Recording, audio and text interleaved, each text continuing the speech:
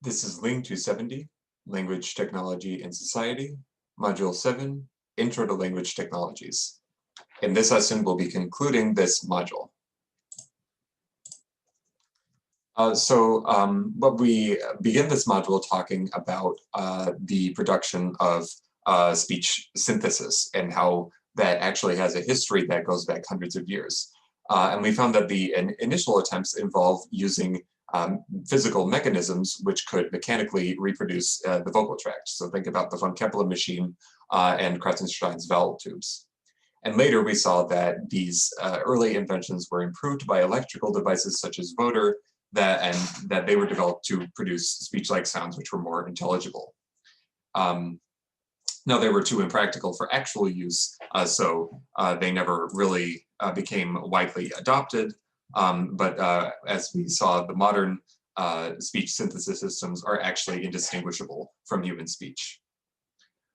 We also talked about mechanical text and how typewriters were developed in the mid-1800s, and how the keyboard layout or the QWERTY layout was developed in a way that was meant to reduce type jams. But despite this, it became the most influential keyboard and is still the most popularly used today, not only for English, but many other languages use only minor variants of the QWERTY keyboard. So that's kind of an interesting thing to keep in mind.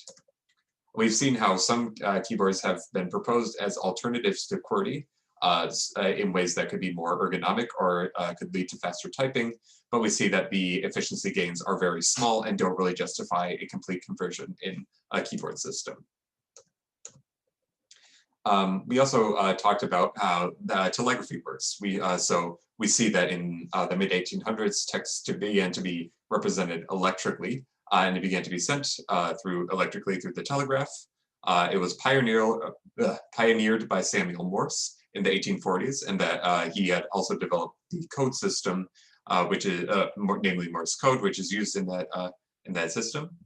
And this allowed the near instantaneous communication to occur, and that had very profound impacts on society. It changed the way that news reporting occurs, how financial transactions occur, and also led to the development of standard time, which was kind of an interesting development as well. We also talked about how electrically encoded binary numbers can be used to represent letters as well.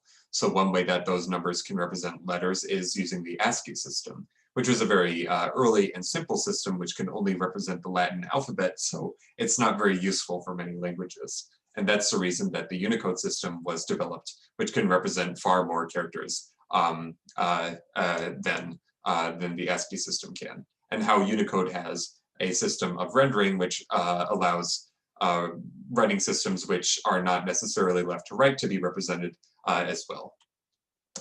And finally, we ended this lesson talking about how language technologies can actually make things more inclusive and accessible. And we saw this through the development of the Braille system, where a language technology can enable the blind, who previously had been left out of the benefits of text, to actually be able to read.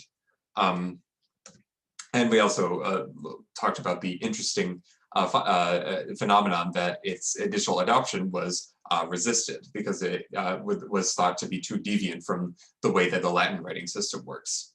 But nonetheless, Braille is seen to be very widespread today. So this just goes to show how successful a language technology can be, especially when it's applied to people who were previously left out of the benefits of language technologies, such as the visually impaired.